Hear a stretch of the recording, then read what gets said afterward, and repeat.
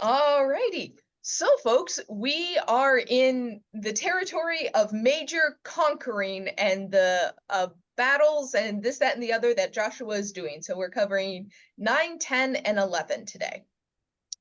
With that in mind, there's kind of two big chunks of what we're going to cover today. The first chunk being the dealings with the Gibeonites, and then the second one is kind of wrapping up the conquest narrative.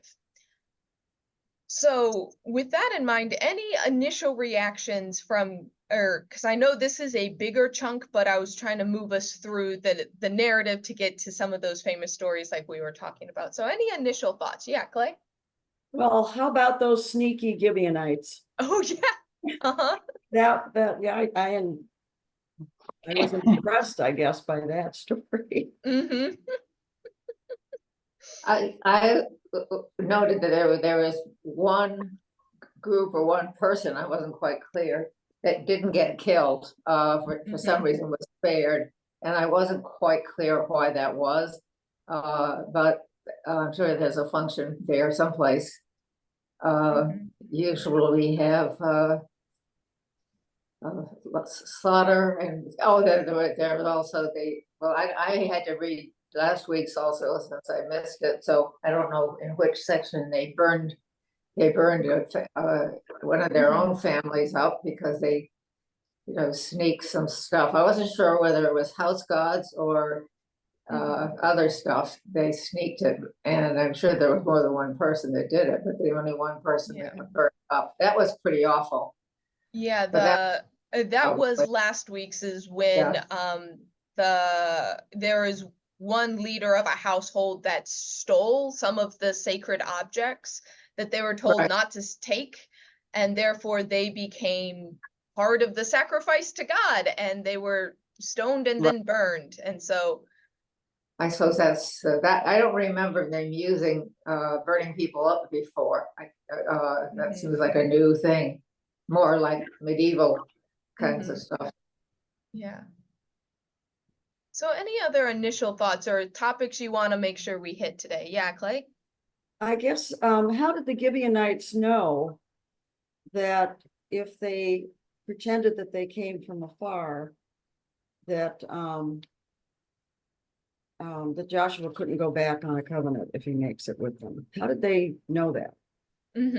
Or did they know that? Or how did they know that to do what they did?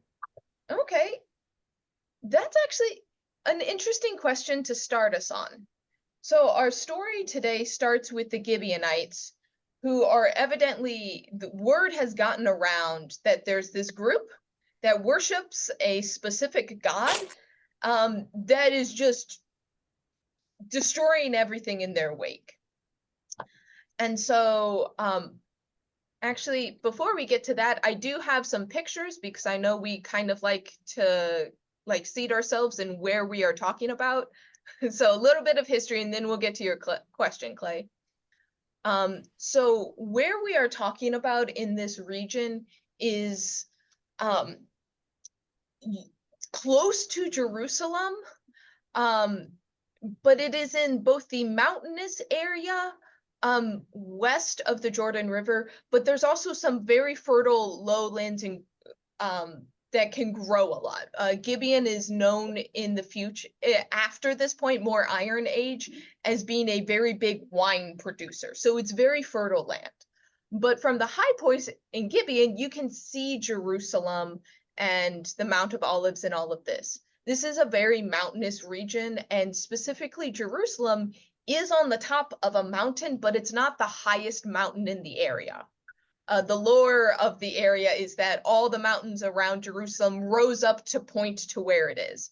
And so there's a lot of high and low points in this area, but it is a more fertile area, less desert, less arid. All right, let's see. Next image. So this is kind of going to show the track that we're going to follow today. So after they're crossing the Jordan River, they have gone up a little bit, but now they're going to kind of go down and into this area. And after they kind of take care of things down here, that's when they go north in. So the yellow is basically chapter 11. That last chapter is when they go north and grab those. So first Gibeon is, let's see, where's my other map? So we've been to Gilgal, Jericho, Ai, and now we're going to hit Gibeon, and then all the other kingdoms that we're talking about is in this southern area. So you can see where there's kind of this mountainous area, but there's a little bit of a valley with a water source, which is why this area is valuable, is because it's farmland in this area is a hot commodity. So you have water, you have fertile land, you have a valley, and Gibeon, I believe, has access to the more plains on the west coast. So can you all see that? Yep. All right. Thank you. All right. So with that as situating us, so they're coming west, and evidently word has gotten around. And so the people, while the kingdom, whether they are kings or more like chiefs of like a city, these are kind of like cities that are autonomous, basically. And so each city kind of has its own leader, and they are going to band together against this group of people who are bringing utter destruction with them. But Gibeon, who looks to be the next one on the map for them to hit, they have a different idea. And so the question at hand is, how did they know?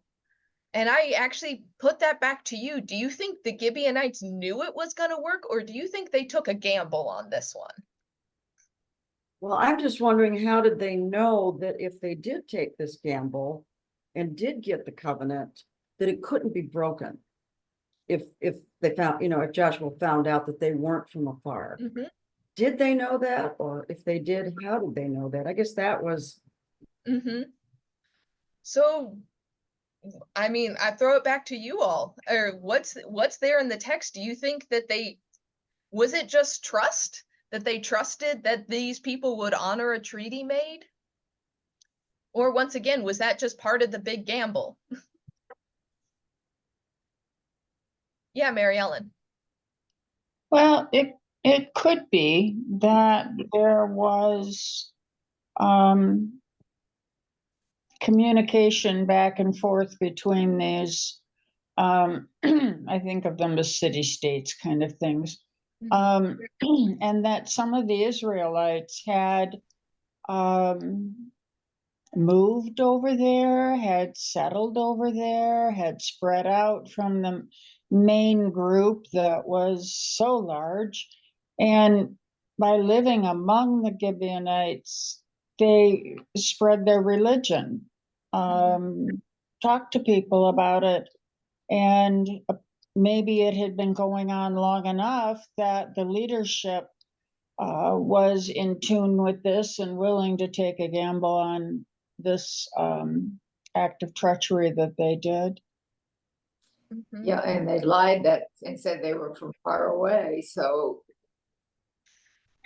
Yeah, that's the thing. They made this agreement that Israel wouldn't, like this treaty of nonviolence kind of, they made it on false pretenses. And so like in today's world, if you sign a contract on false pretenses, you can take them to court. You can get things either adjusted or nulled and voided. Yeah, Clay? Well, I've got the Oxford Bible, so according to my source down here, it says that it was a law in Deuteronomy. And that's why I wondered if it was, Jewish law, how the Gibeonites knew. And what Mary Ellen said makes sense, that the word gets out from their own people. So there's a few other, oh yeah, Gretchen? I just think it's wonderfully clever, and the detail is just so wonderful. You've got the bread that you take old bread and make sure it's moldy, which kind of harkens back to the manna in the wilderness, and you wear your oldest clothes. It's kind of like setting yourself up for being a beggar on the street. You put on something that people will think that you're impoverished and that you're in need, and they just take it to the ultimate. And I think that's part of the storyteller action there, to make it, boy, I just see those guys just coming in there and looking really bad and fooling those Israelites, at least for a little while. Yeah. Looking as though they came from afar. Yeah. Mhm. Yeah. I wouldn't think they would have appeared as any kind of a threat. Ah. Good point. Right. And yet underneath they're fresh. You know?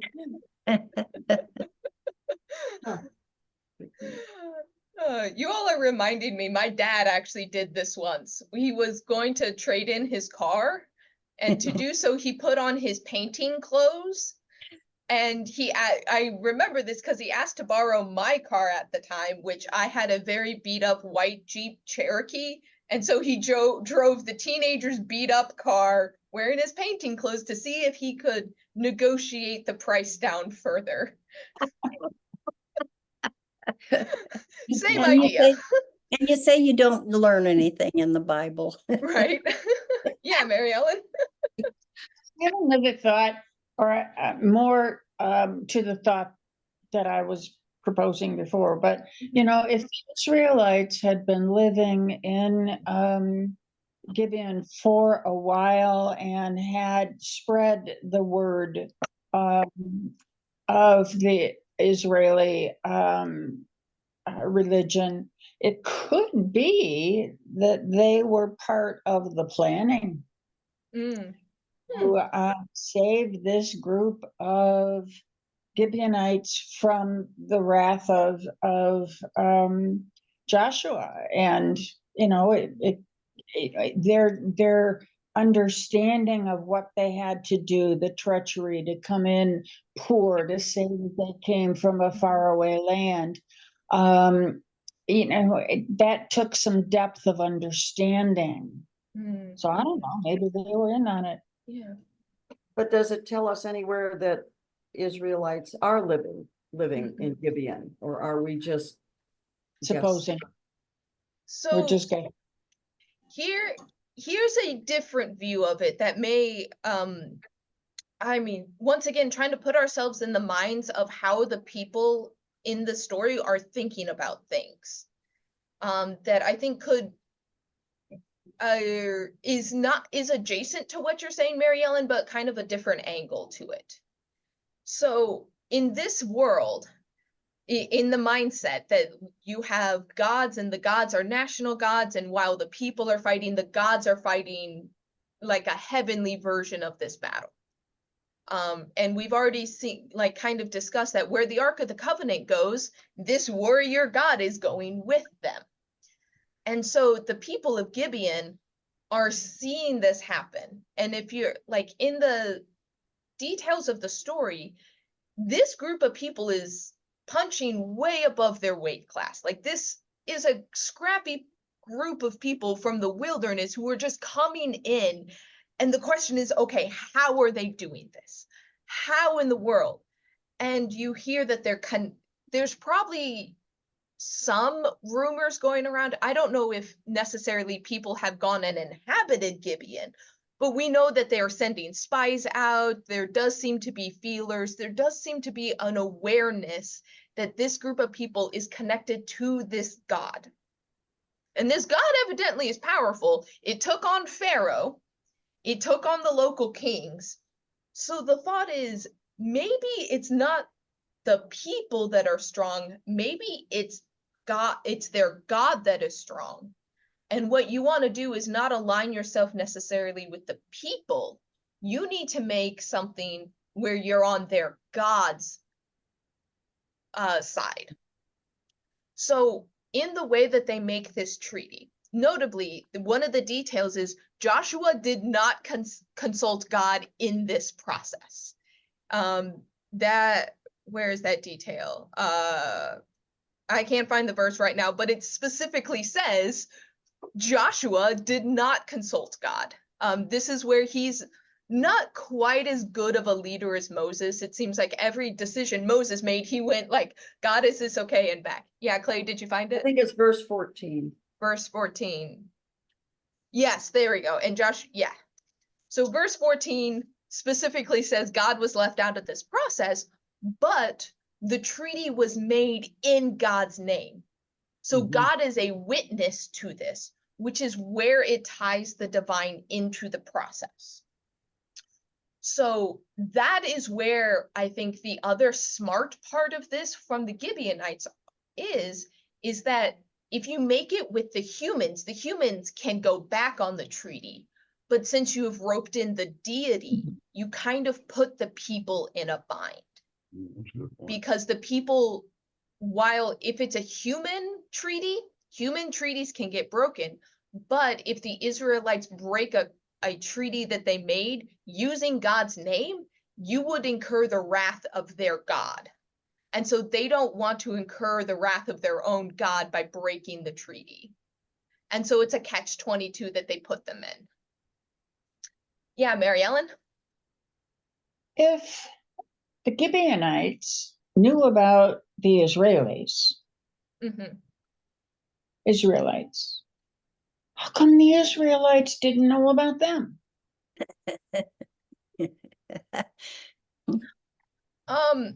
That is or can you all think of a reason why?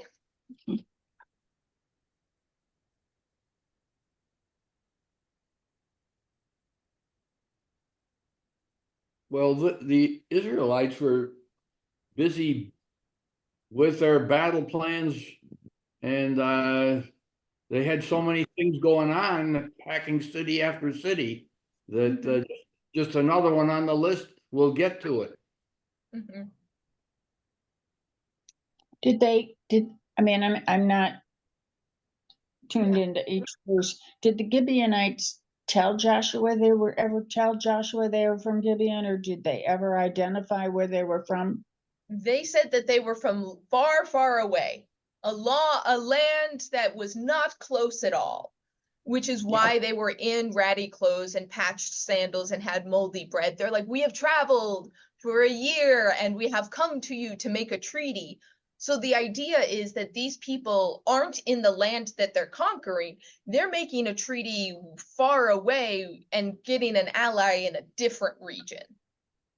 But so they never Josh, their or original group. They never identified that they were Gibeonites, or who knows who from the Northern Territory or something. So right. it's funny Joshua didn't ask where they were from. No. Gretchen, did you have a thought? Well, and of course, according to the Deuteronomic law, the Israelis, these were foreigners, these were strangers in their midst, and according to the law, they had to take care of them. I mean, that was, remember, you were once strangers, and so they didn't, they just were. I like the idea though that they were busy thinking about other things, and I wonder, are you going to talk about the alternative to all these stories? Yes. Okay, we'll wait for that. Or what are I should ask, what are you thinking specifically of the alternative? Well, the alternative I'm thinking of is the other idea that this makes it look so clean cut. Oh yeah. And the Israel just comes in, it's our place. And it kind of reminds me of a little, it's colonization in its best form. And even here in the United States, and maybe some people would disagree with this, but frankly, we hearken back to this story in that we go in and we conquer. This is the chosen, this is our chosen land, and we come in and we take it, and we don't quite utterly destroy, but we try. I mean, right. So I was thinking a little bit of the American context as an explanation of why the Gibeonites probably know of the Israelites, but the Israelites may not know about the Gibeonites. Oh, okay. Yeah. Thinking of it in the same terms of like people from Europe are showing up on the American shores And very quickly, when this group of colonizers are starting to like battle the indigenous tribes, word about them spread pretty quickly. Now, the colonizers, the people from Europe, probably didn't know about all the different tribes that they were facing, but the tribes definitely knew about these light-skinned people coming and taking over land. Mm. And the unfortunate thing is, the people who were taking over the land, battling these tribes, were using Joshua as part of their rationale. They're like, look, it was okay for them to do it then. We are taking on heathen, so it's okay to kill them. And it's not the pretty side of the narrative that we like to focus on for like Thanksgiving, but that if we look at the writings of the people, this was their rationale. They saw it in the text and said, okay, good by God, good enough for God, good enough for us. Yeah. Is that where they got the idea of burning witches? No, that Okay, has a very burn 'em. complicated and different history. Okay, sorry. Yeah, but Gretchen? Please. Oh, Chris, I was thinking too about the other scholars who have a completely different view of the quote conquest, and I think it comes later. I mean, I think, but at some point it's an interesting, always helps me think about this. Yeah. This is a good story. I like this story. So we'll get to the conquest narrative in just a moment, when we talk about the end of 10 and 11, because as you said, it's very clean cut, and there's problems with that clean cut narrative. And so, at any rate, finishing up with Gideon, they make the treaty, which technically goes against the instructions from Moses. Moses said, don't make a treaty with anyone in the land, and they were kind of tricked into this. But then the second part of it is, the Gibeonites make this treaty and make the kings of the city-states below them really angry, because they have allied with these newcomers. And so those kings band together and attack Gideon, and Gideon says, Joshua, help, we're being attacked. And because of this treaty, to honor the treaty, the Israelites have to come help, because they are now an allied kingdom, and kind of like World War I style treaties. If you attack one of us, you attack both of us. So that now Joshua has to come and do this battle, which is where we get the story of the sun standing still, which is one that I knew in isolation. And I'm curious what you all think of it in this wider context, in the conquest narrative, in this this deceptive treaty, and all of a sudden Joshua's fighting this battle and commanding the sun itself. What is the story saying?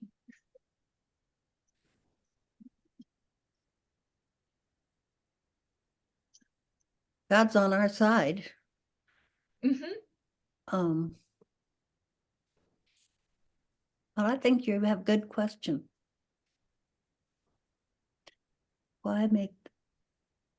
So what does it say about Joshua as a military general, where he is doing battle and he commands the sun, and God listens to Joshua and stops the sun for him?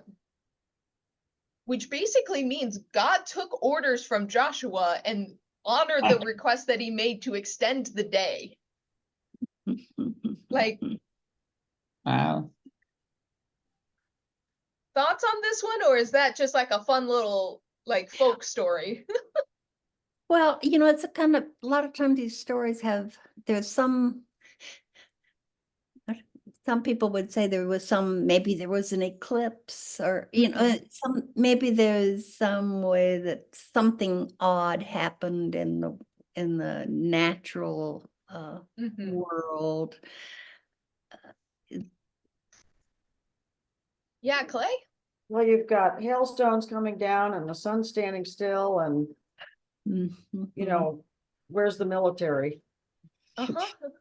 You've got miracles from God instead of. Yeah.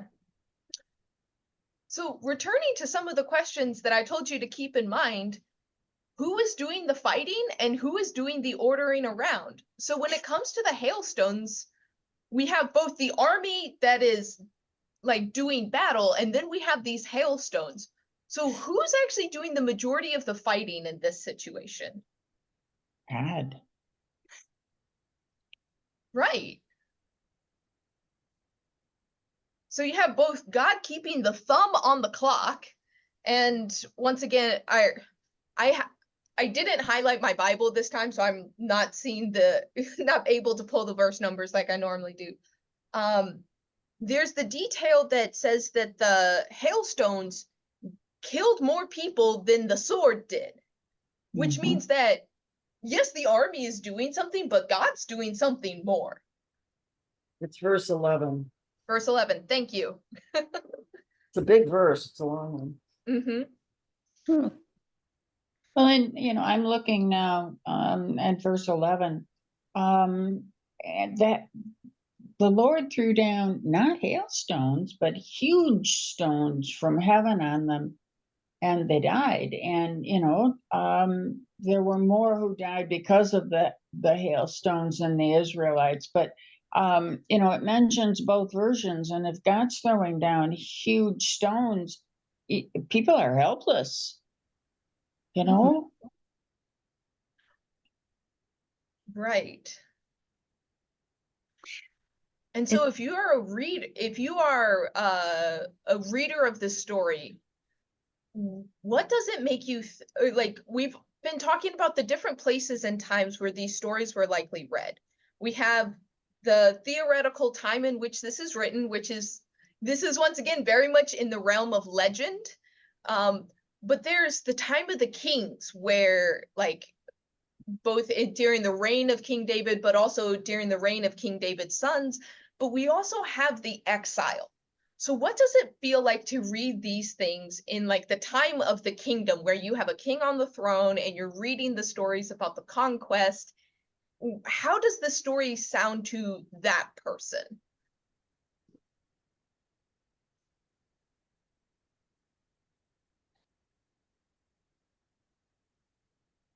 I feel that this is one of the few times that God just stepped to the forefront. And it didn't just give instructions to Joshua or Moses or whatever, but he was called upon and he came and he delivered full force. Mm-hmm. Right. Yeah. And so if you're a person in the kingdom and all of a sudden the Philistines are making a fuss at your borders again and you're reading this, what do you think of like the person in the kingdom at the time hearing about about these previous conquests where yeah, God steps to the forefront? Mary Ellen, I saw a hand. Not in response to your question, though. That's fine. Go for it. My thought here is why did they stop the sun and the moon for a day? Didn't they just continue the battle and the Lord do his thing? What was the deal about was it just to show God's power that he could do it? That he was already showing his power by throwing down these huge stones. So notably, it was Joshua who requested the sun stop. And so as a military general, why would you want the day to be longer? I've lost your audio. What? I've lost your audio. Oh. I don't know why. Oh, can you hear me now? So you go on ahead and I'll try and find out why on my end. Oh, I got it back. Got it back. Okay, cool. All right. Mysteries of tech. So as a military general, remembering that Joshua is the one who requested the sun stop, why would the general want the day to be longer? He wanted to continue the battle, continue the process. Yeah, because what happens at nightfall? They all quit. Yeah, they don't have artificial light. When the sun sets, they have to stop fighting. And if you're really close to winning the battle, maybe a few extra hours could help you actually finish it rather than giving a chance for the enemy to stop, regroup, and actually have a better offensive next time. Okay. If you have them on the run, you want to keep them running. Right. And so, and then the way at least I read this is Joshua's like, we're really close, God, we're really close. Extend the day a little bit and we got this. And that's when God steps forward. It's like, it's probably going to take you longer than you think. So I'm going to come in and help you finish this. Which is where the hailstones kind of do the, like, finish him off faster than Joshua could have himself. But we have the end where the 5 kings from the 5 like city states run in a cave and hide. And so Joshua is like, okay, we're just gonna like roll a stone in front of them and they can't escape. And then they take, as long as the kings are in the cave, they then take the cities that they rule, and one by one they annihilate everyone. And this starts a little bit of a rhythm that we get for the second half of this chapter and the next one, which is they go to this place, they kill everyone, and it says no survivors specifically.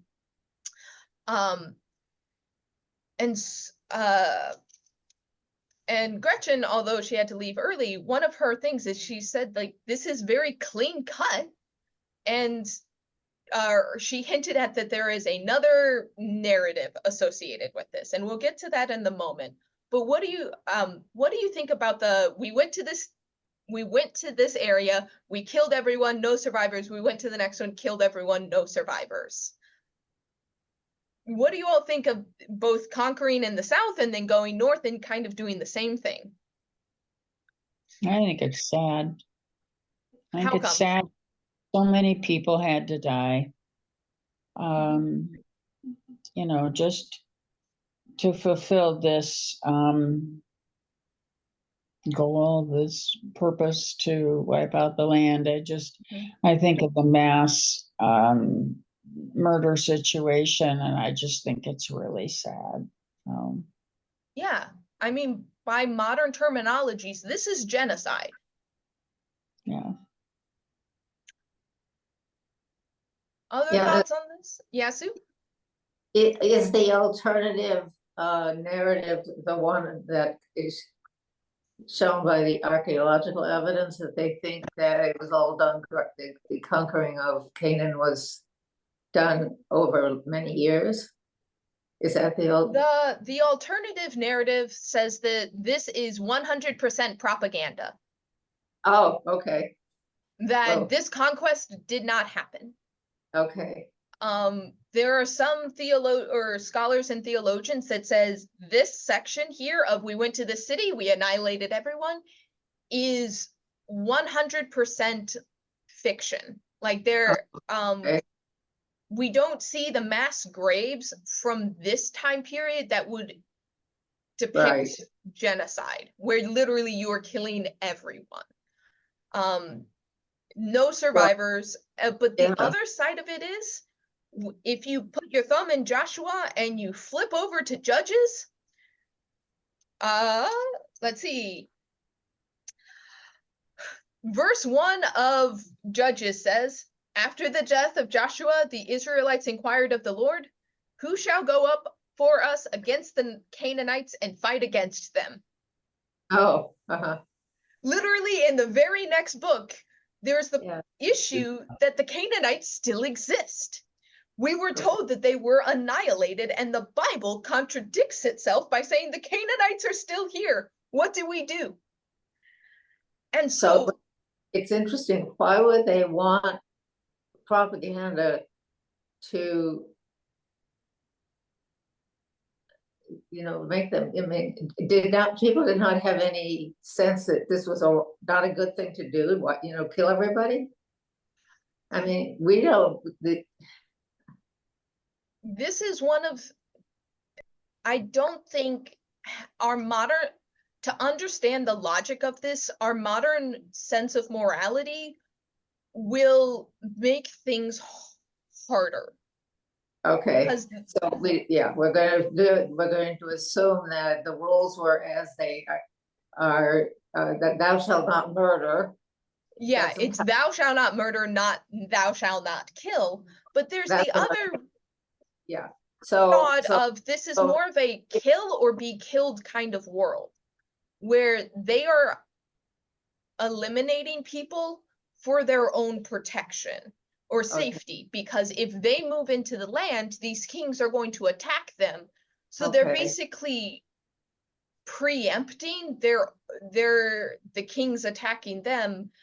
And we see over and over again that they will have people come and try to take over their land, because that's what the empires did. It's very recent in history where it's considered not okay to go to your neighbors and just take a piece of their land. That is very modern. And so in their world, everyone is going to be their enemy unless they have a treaty and they've allied with it. And All it right. was a much more violent time. yes, So, but the question Clay. Yeah, just looking again at the notes at the bottom of my page, it says for Hazor that excavations have impressively demonstrated its importance in antiquity and confirmed the fact that it was captured at about the time indicated in this narrative. Oh, all right. So, So there was probably, I mean, well, so somebody got me. there were some conquerings. Like, I'm not gonna say like there was no battles in this area or this ragtag group like moved in and there was no conflict. Mhm. But often, To Joshua, yeah. yeah, the way that it's kind of assumed is that like there was, if you're trying to find the history in this, like there are some people that believe the Exodus and Joshua are entirely fabricated. None of it is true.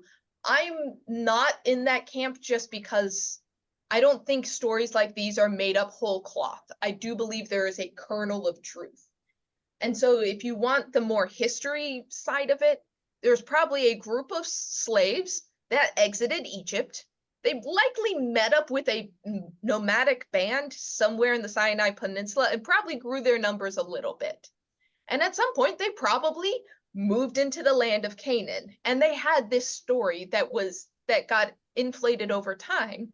And they probably had a few battles. But it seems like they did more assimilation than they did conquering.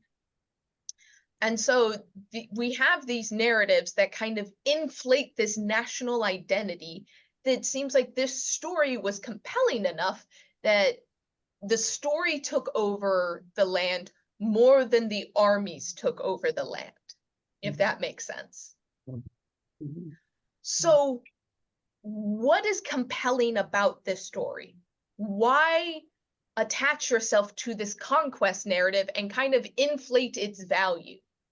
We have the details for a bunch of these battles, but then in chapter 11, it just says that they happened. We don't get really any detail. We don't get the nuance that we've gotten with these prior stories. It's just like, oh yeah, this one we did it. This one we did it. This one we did it. Which is where you get that very clean cut, polished, it all happened according to plan. Why attach yourself to this narrative?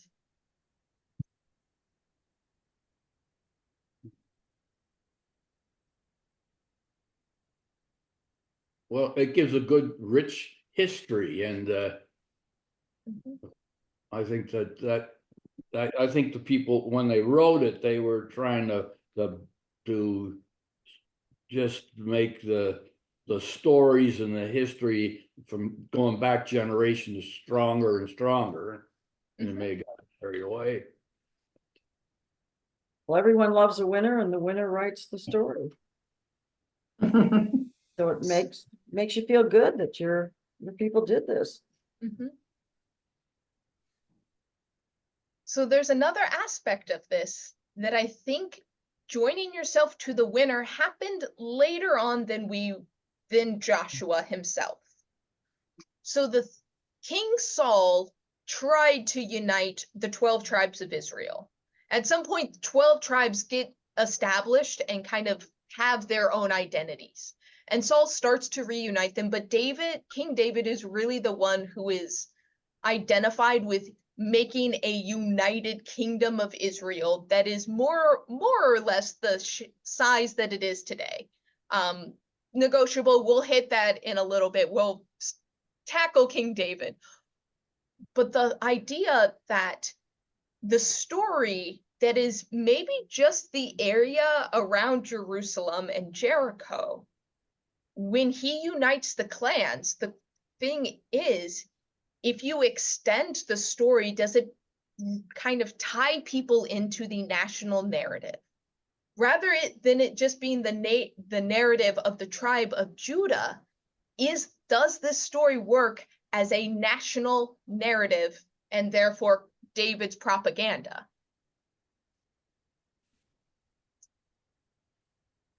So can you think of other times where there's a story, and by kind of expanding the story, you kind of bring other people into the narrative?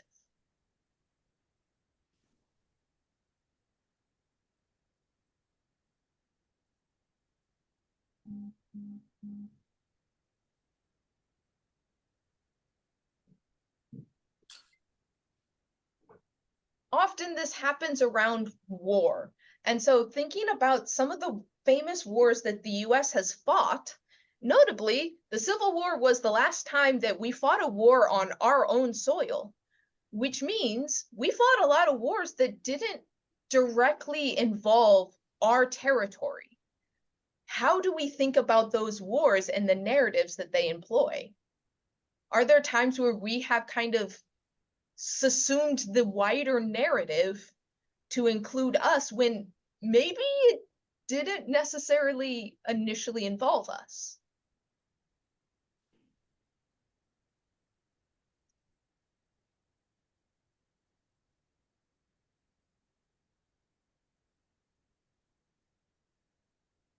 Well, Well, the world, All right, Go ahead. Gary and Sue, you're talking at the same time. So one of you take the lead. go ahead, Sue. Say that again, Gary? I said, go ahead, Sue. But Oh, okay. Sue? Oh, I don't know whether we had a reason or not, but I read an article about Teddy Roosevelt. So Teddy Roosevelt was involved in, I think, it was around that time, Cuba and the Philippines. When did they do the Philippines? And there was a lot of slaughter there, a lot of, I don't know what we were doing there to begin with. I can't figure, because I don't know the history, but. The Philippines was originally colonized by Spain, but Yes, we thought it was a very good strategic location, so we battled Spain for the Philippines. Yeah. So, but it's not. But no, Really but that's our an big- example of like a US proxy war, that there was a narrative that didn't involve necessarily the contiguous United States, but we thought we had a right to be there, so we kind of roped it into our narrative. Yeah, another proxy war like Korea and Vietnam and. Other good examples. Gary, do you still have a thought? well, the Second World War, I don't think we were after any kind of territory. It was a survival thing, and because we were able, it was our responsibility to step in. Well, we were Right. attacked. Yeah. So the one that I find also interesting is actually World War I, because World War I very much started as a European war, where World War II had like Japan was involved in that whole dynamic there. But World War I, we kept out of it for a long time. And we had to be convinced that that war was a part of our narrative. Because for a long time, it's like, hey, this isn't us. We don't need to be there. Why are you involving us? And eventually the US was convinced to come out of basically isolation. They had more isolationist policies at that time. Yeah, Clay? way back when Life magazine was still a magazine, and I'm thinking this is around maybe 1970, when I was first teaching American history, there was an article about not necessarily a conspiracy, but how do we get the United States into this? And the sinking of the Lusitania is a big part of that. Mhm. So there could have been and I don't remember the article. I wish I could find it now, but it was one of those where you just sat up and went, conspiracy to get the US in. And how can we convince them that they have to be part of this? And it's the sinking of the Lusitania that does it. So you're right. You know, in that case, we tried to stay out of the narrative, even though we sent, guys over. Mhm. We got So- pulled in. So this isn't necessarily like in the same way, but there's power in a story. So you could see if King David in a similar way went to the northern tribes and said, hey, you're a part of this narrative. Remember Joshua, he didn't just conquer Jericho. He conquered your area too. Remember, we're united by this narrative where God gave us, the Israelite God gave us all of this territory, including your territory. So you are connected with us. Let's go fight the Philistines. That's the sales pitch. David needed people to fight the Philistines because the Philistines never really go away, even in David's reign. And so this story works as propaganda to get people to help him go to war. So that is during the time of the kingdoms. But then fast forwarding to the exile, because that's the other time where this story is once again being compiled in the exile. So you have David's propaganda, but then you have people in the exile in Babylon looking at David's propaganda. So if you are a people who have been conquered and removed from your land, how does this story feel in that context?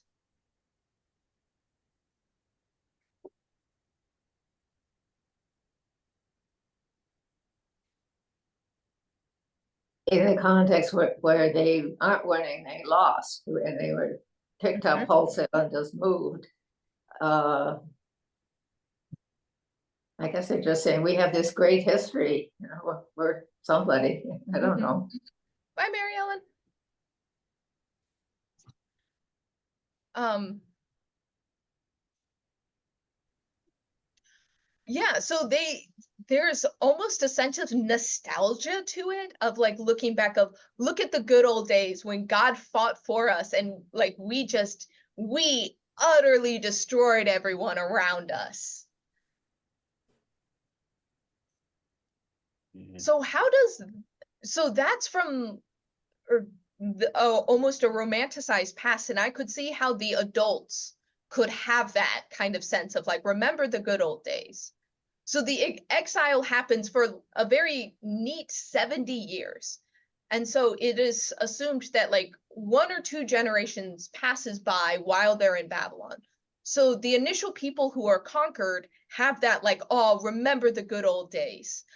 But then their kids, a lot of them have never seen Israel. They were born in Babylon. Does that nostalgia feel different if you are thinking back on a time you've never seen? Yeah.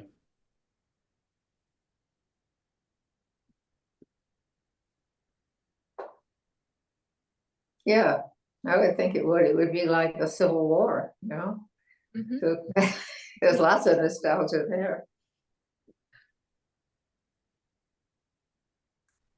It's interesting because I'm seeing some comments from young people online that a lot of Gen Z, which is the generation after me, and then the one that's younger than them, who are Gen Alpha, which is more or less in high school right now, they are reminiscing on a past that they never saw. Right. They look back with rose-colored glasses about the 80s and the 90s. They long for a time before cell phones ruled our lives. They long for a time of prosperity where one parent made enough money to have 4 kids and a nice house. And it's interesting seeing that generation reminisce about a time they never knew. And I think it's interesting how that functions and what that does to a person if you're told that times were better, but you have never seen it yourself. Mhm. So does it motivate someone? Does it depress someone? What do you do with a glory era that you've never known?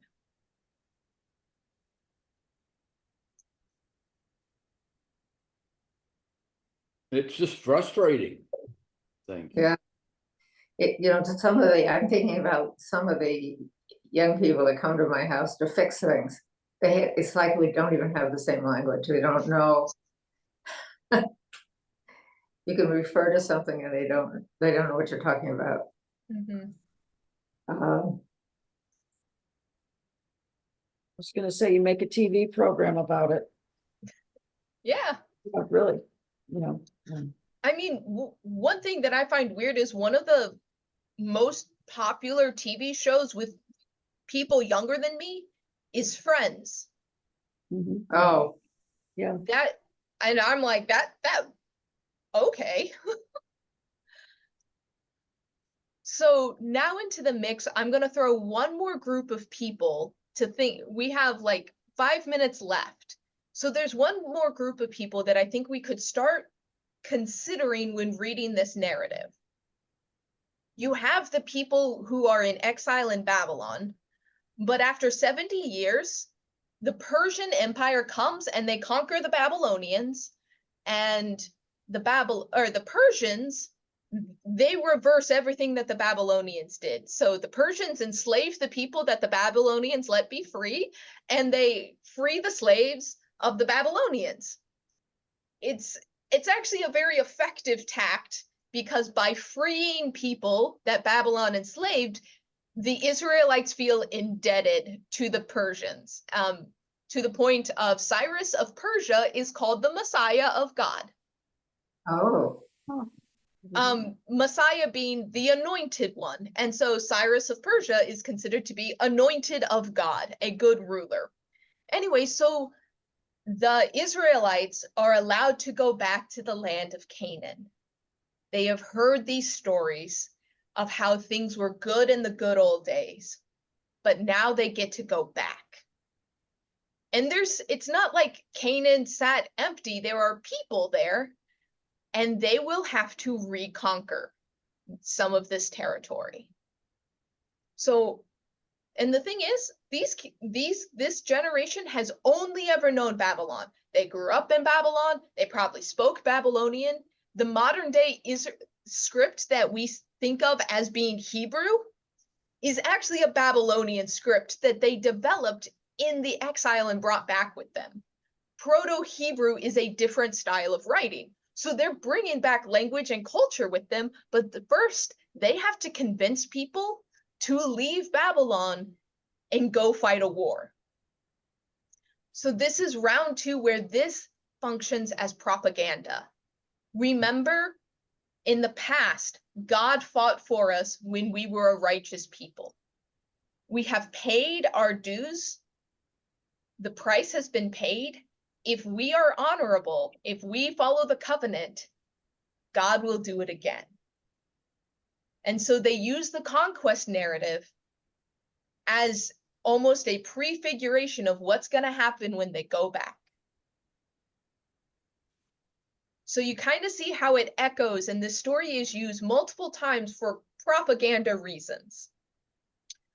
Which is why we kind of think that this didn't really happen this way. It's because there's many levels of propaganda and ways that the story was used to prop up the people, to encourage them, to give them something to dream about or think about. And so I've been talking at you a lot. Any final thoughts on kind of this part of the story? I hadn't really looked at it that way. If you can have a chapter in your Bible or a story with victory after victory after victory after victory. well, it's interesting because I didn't realize that they were only in Babylon for 70 years. So, Yep. but there really wouldn't be anybody that was alive that had been carried away. They don't really know that. They know only from being told. Mhm. I mean, it's unlikely if any of them were still alive. I believe there's a few people by the time they Who- go back. There's hints that some people remember it, but they Some would of have been children. It's kind of Yeah. like today, we still do have a few Holocaust survivors, but they tended to Yes. be young children. And World War II survivors. Mhm. But I was alive in Yeah. during World War II.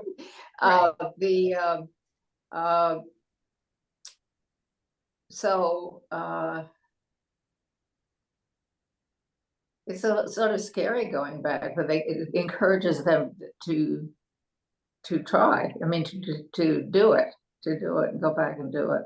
Mhm. And Yeah. I assume they still think that Yahweh's on their side. Mhm. Yeah. So does it lessen the,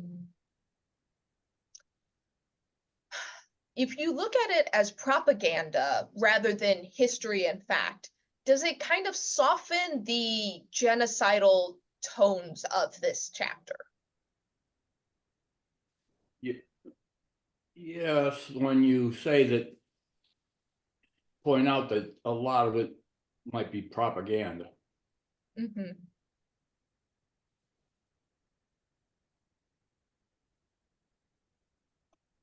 But it's pretty good. Some of the details I thought, well, not details, but there was one city that they were allowed to, they killed all the people, but they were allowed to take all the stock and the Mm-hmm. pillage the place, right? And Yeah. and I also find it interesting, I noticed that back a week or so ago, one of the chapters, that when they execute the leaders, it's by hanging. That's kind of a respectful way to kill leaders versus The- stone. The Oh, kings. yeah. Mm-hmm. Yeah. Oh, yeah, because we never swung back. The kings are eventually brought out of the cave and then they're executed. So, yeah. It's the first time we hear about hanging, though, isn't it? No, it was, they hung the leaders a couple of weeks ago, back a little bit. Okay. Oh, okay. Yeah. Yeah, when people are burnt, Sue, at the beginning, you brought up how people were stoned and then burnt. When people are there, I don't believe anyone in here has been burned alive, but the burning assumes that they're part of like a ritual sacrifice. So the people that were burnt were a burnt offering to God. Yeah. So it wasn't a normal means of execution. But Gary, that's an interesting observation of the difference between stoning and hanging. And sometimes they did both, right? Yeah. Stoning and hanging. Mm-hmm. So let's see. So this, we end the story right here. It looks neat and tidy, and like they did everything that they were supposed to. And then we have a series of verses for next time. Next time we're gonna wrap up Joshua. There, feel free to read the rest of it. I have some specific verses that I pulled out of it, and it's because Joshua goes into detail of who got which piece of land. That this tribe got this land and this clan got this piece, and there's a lot of details that that aren't story elements, so skim over some of that. But we're gonna see that the story almost immediately contradicts itself. But we get a lot of details, and as you're reading the wrap up, think of your overall opinions of the book of Joshua, of kind of the arc of the story and kind of how I guess the question for next time is, what do we do with Joshua? Knowing that there's a lot of propaganda here, knowing that the archaeology doesn't back up a lot of it, why do we keep it and how do we think about it? Because this book is probably one of the more complicated ones of being in our scriptures, and why do we hold on to this one, I guess, is the question. What's the value of it today? But we're not going to answer that today because we're at time. But think about that for next week. Why keep this one? But with that, any final thoughts? All right. Well, shall I pray us out for today? Yes. All right. Gracious and loving God, we see the power of a story. Stories can motivate people and they can send people into despair. Stories have inspired people to go to war, and stories have been used to end wars. Sometimes the stories that we tell are exaggerated and not quite beholden to the truth, and other times stories are used to tell the uncomfortable truths that are factual that we would rather ignore. God, help us today as we grapple with the story we find in Joshua. A story that has elements that are likely propaganda, a story that was used for both peaceful and for violent ends. And help us be conscious of the stories we use day to day, that we might understand why we tell stories and what they are doing to people in our lives. That we might understand what your story is and how you're speaking that story into our life each and every day. So God, be with us as we go throughout our week until we're able to gather again together to continue pondering the story that we have before us. In Jesus' name, amen.